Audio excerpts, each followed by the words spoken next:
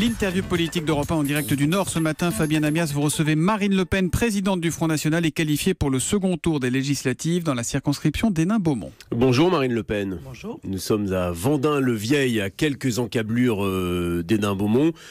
Bon, est-ce que la gueule de bois du premier tour est passée ? Oh, il n'y a pas de gueule de bois. Nous savons très bien que la vie politique est aussi faite de ses flux et de ses reflux. Et c'est vrai que la vague contraire a été forte et assez imprévisible et assez dramatique dans ses conséquences. Parce que l'opposition, de manière générale, sort de ce premier tour extrêmement affaibli, avec des perspectives d'une armée de soldats aux ordres d'Emmanuel Macron qui entrerait à l'Assemblée et qui trusterait peut-être même plus de 80% de l'Assemblée nationale. Ça me paraît extrêmement inquiétant, surtout lorsqu'on analyse la très très forte abstention. On va évoquer l'abstention et ses conséquences d'ailleurs pour votre formation.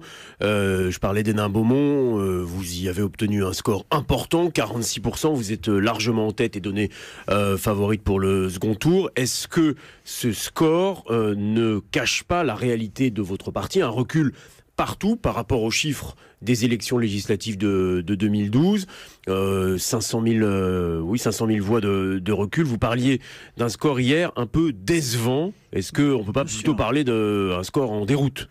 Non, c'est extrêmement décevant, encore une fois, mais nous avons bien résisté à la vague par rapport aux autres formations. C'est quand même un recul considérable. Non mais pardon, les Républicains sont passés de 7 millions de voix en 2012 à 3,5 millions. Le PS est passé de 7,6 millions à 1,7 million. Nous sommes passés de 3,5 millions à 3 millions. Oui, mais ça, c'est comme les mauvaises notes sur un bulletin scolaire. On ne regarde pas ce qu'ont les petits camarades ou pas les camarades. D'ailleurs, on regarde les siens et on se dit ça va pas, donc il faut progresser. Non, cher monsieur, parce que précisément, lorsqu'il existe une vague telle que celle-là, on voit bien, et ça fait partie de l'analyse, que tout le monde en subit les conséquences. Donc, bien sûr, nous ne sommes pas heureux de ce résultat. Et moi, je viens dire quand même aux électeurs patriotes, une grande partie d'entre vous ne s'est pas déplacée au premier tour des élections législatives. Il faut un sursaut patriotique. C'est essentiel. Vous ne pouvez pas laisser les perspectives de cette Assemblée telles quelles.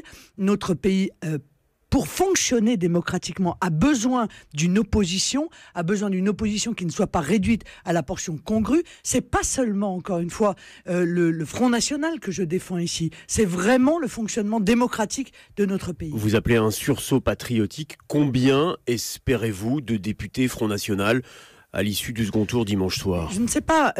Vous savez, nous avions 61 second tours en 2012. Nous en avons, paradoxalement, 120 aujourd'hui. Bon. Donc il y a 120 circonscriptions dans lesquelles, plus ou moins, nous avons la capacité, évidemment, de faire élire des députés. Bon, évidemment, il y a des circonscriptions dans lesquelles notre situation est difficile. Mais encore une fois, je pense que les électeurs ont toutes les cartes en main, les Français ont toutes les cartes en main.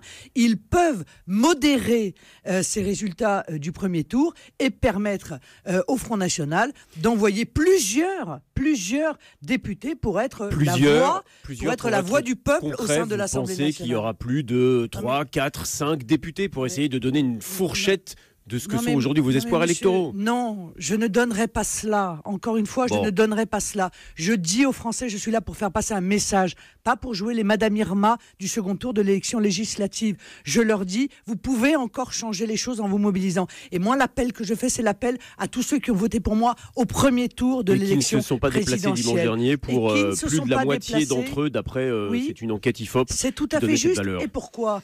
Parce qu'aussi 66%... Parce qu'ils n'y croient plus, parce que la machine est cassée. Non, monsieur, parce qu'en cas d'abstention, ce sont toujours les classes populaires et les jeunes qui sont les premiers à s'abstenir. 66% des ouvriers se sont abstenus au premier tour, 61% des employés. Pour vous donner un exemple, seuls 36% des retraités, par exemple, se sont abstenus. Donc on voit bien que ces classes populaires se sont abstenues parce que peut-être elles ont pensé qu'il n'y avait pas de possibilité de se faire entendre avec un mode de scrutin qui est inique. Je leur dis, encore une fois, et particulièrement à ceux qui ont voté pour moi au premier tour de l'élection présidentielle, il faut se déplacer. C'est essentiel pour l'avenir, non seulement de notre pays, mais de la vie politique dans les 5 prochaines années. Mode de scrutin inique, dites-vous, en parlant du scrutin majoritaire. Hier, le Premier ministre évoquait la possibilité d'instaurer une dose de proportionnel pour désigner les députés. Est-ce que vous lui faites confiance sur ce point. Vous le réclamez depuis des années, vous lui faites confiance, il le fera. Les autres l'ont jamais fait. J'ai entendu mille fois cette promesse être faite aux Français et elle n'a jamais été respectée. C'est quoi une dose de proportionnel ? 5%, 10%, combien il faudrait ? des miettes Intégrale pour vous, qu'est-ce que vous souhaitez ? Il faut une proportionnelle intégrale, quitte à mettre une prime au mouvement politique arrivé en tête pour assurer une stabilité. Est-ce que vous voyez quand même que la tête que va avoir cette Assemblée nationale, si les prévisions sont confirmées ? Plus de 80% de députés macronistes. Et on ne pourra pas donner de leçons à la Russie dans ce domaine, très honnêtement. Bon. Et mais si ça vous veut dire que vous contestez la légitimité de la majorité qui sortira des urnes dimanche, parce que le scrutin majoritaire est un fait démocratique. Mais je conteste le fait qu'il n'y aura plus de pluralisme dans notre pays. Les millions de Français qui se sont abstenus, c'est quand même plus de la moitié, plus les millions qui ne seront pas représentés parce qu'ils n'auront pas voté pour les candidats d'Emmanuel Macron. Tout ceci fait une ultra-majorité qui va évidemment avoir le sentiment d'être mis à l'écart de la vie démocratique. Alors quand on est en train de faire une loi qui s'appelle confiance dans la vie démocratique, la première chose qu'on doit faire, c'est permettre à chaque Français de pouvoir être représenté à l'Assemblée. Loi qui sera présentée par François Bayrou ce matin au Conseil des ministres. On va en dire un mot, mais d'abord, si vous êtes élu dimanche à l'Assemblée, est-ce que vous quitterez le Parlement européen pour aller siéger à l'Assemblée nationale ? Je ne peux pas faire autrement, c'est la loi de toute façon. Donc ce sera votre choix. En tout cas, il est pris, il est ferme. Vous irez siéger à l'Assemblée nationale. Il est ferme, mais de toute façon, il n'y a pas le choix. Donc la loi ne vous permet pas d'avoir le choix.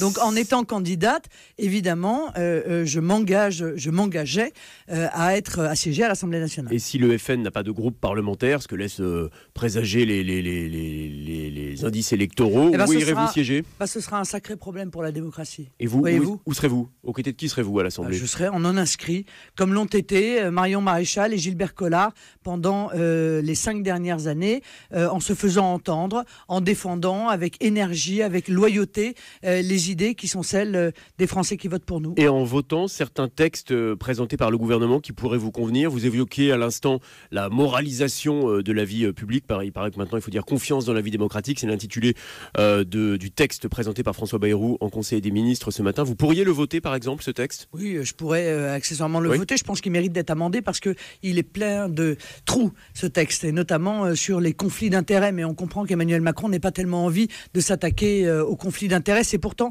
ce qui gangrène la vie politique française en matière, en l'occurrence, de moralisation. Mais encore une fois, je pense que la première des moralisations, c'est de permettre à tous les Français d'être représentés. Et c'est ce que vous appelez ce matin avec votre appel à la proportionnelle. Le MoDem, le parti de François Bayrou, comme le Front National d'ailleurs, est dans le collimateur de la justice pour des emplois présumés fictifs pris en charge par le Parlement européen. On en a parlé ce matin sur Europe 1.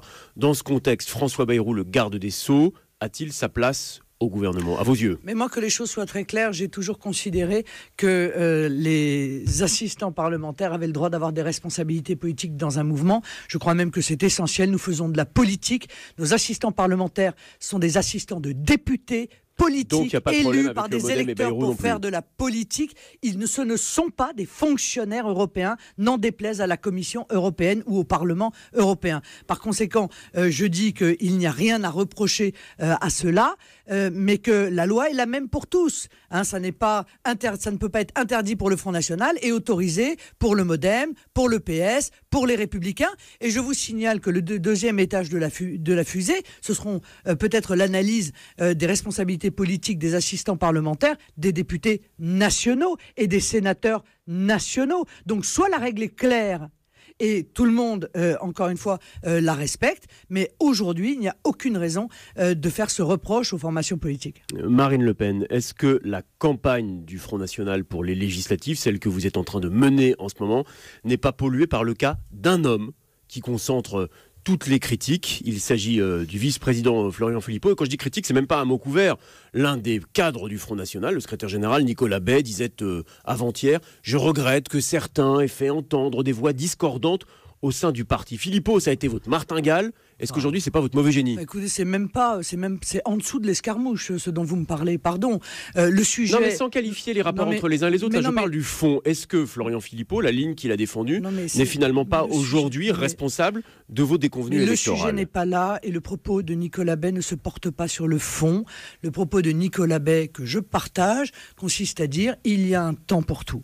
Nous sommes dans le temps de l'élection. Il y aura un temps pour ouvrir, après l'élection, le chantier des discussions, des analyses, de la refondation. Et ce temps-là, pour l'instant, n'est pas arrivé. Il faut être patient. Mais alors, on va être patient, mais je parle du fond. Il y a un homme qui n'est certes pas du FN, Robert Ménard, qui dit la ligne Philippot est responsable de l'échec. Cette ligne, et notamment, elle est incarnée par une proposition forte, la sortie de l'euro. On est à 4 jours du deuxième tour des élections législatives. Les électeurs, ceux que vous appelez à se déplacer dimanche, ils veulent y voir clair. Est-ce qu'aujourd'hui vous leur dites mais la sortie de l'euro, on oublie, c'est plus dans le programme du FN? Là, je ne parle pas des hommes, je parle des idées. Je dis, mais écoutez, soyons un peu rigoureux sur le plan des institutions. Dans le cadre de la campagne présidentielle, nous avions proposé un référendum aux Français. Voilà. Nous avons perdu cette élection présidentielle. Par conséquent, ça n'est pas au niveau de l'Assemblée nationale que nous allons imposer un référendum. Les institutions ne nous le permettent pas. Donc le sujet, aujourd'hui, dans cette campagne législative, n'existe pas. Et donc le sujet est clos pour le Front National. Mais nous le mettrons sur la table, encore une fois. Nous avons été conscients que cette sortie, ce retour à une monnaie nationale avait été anxiogène, que beaucoup de Français ne comprenaient pas sa nécessité ou avaient peur tout simplement de manière parfois irrationnelle, nous en tenant compte et nous ouvrirons ce débat après les élections législatives. C'est clair. Un dernier mot, le FN, le Front National, s'appellera-t-il toujours le Front National après les élections? Eh bien, ce sont les adhérents du Front National qui décideront lors du prochain congrès qui aura probablement lieu au début de l'année 2018. En tout cas, la question est posée. Vous êtes favorable à ce changement de nom? Je n'ai pas encore réfléchi à ça. Une chose à la fois, ce chantier n'est pas encore ouvert.